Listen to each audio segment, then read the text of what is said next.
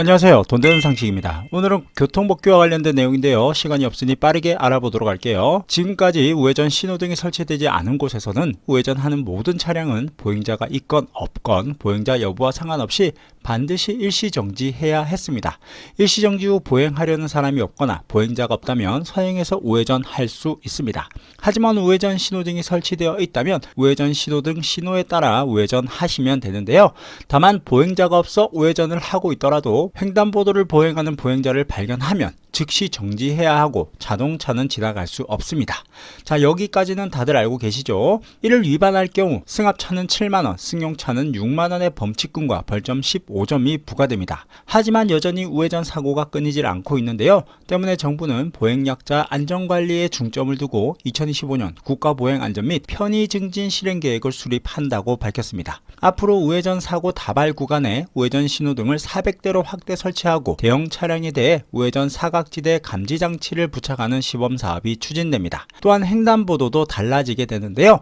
대책을 살펴보면 보행자 안전 강화를 위해 우회전 사고 다발 구간에 우회전 신호등을 현재 229대에서 올해 400대로 확대 설치하게 되고 대형 차량을 대상으로 우회전 사각지대 감지 장치를 부착하는 시범 사업도 추진합니다. 대형 화물차는 운전석이 높다 보니 좌우를 살펴도 시야가 좁아질 수밖에 없는데요. 운전석에서 화물차 오른편에 있는 물체나 사람을 확인하기 어려운 부분이 있습니다. 이에 화물차나 버스 옆면이나 뒷바퀴에 부딪히는 사고가 더 자주 발생하게 되는데요. 그런데 이제 화물차나 버스 옆면으로 사람이나 사물 등이 있을 경우 경고등과 함께 경고음이 울리고 모니터로 주변 사항을 볼 수 있게 됩니다. 소리가 울리면 사람이 있다는 걸 감지할 수 있기 때문에 더욱 조심해서 우회전할 수 있게 됩니다. 정부는 올해부터 대형 차량에 우회전 사각지대 감지 장치를 부착하는 시범 사업을 추진할 계획입니다.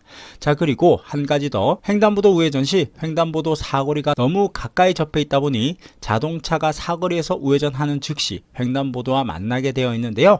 때문에 우회전하는 차량은 횡단보도를 건너는 사람을 확인하기 힘들고 사고의 위험성이 높았습니다.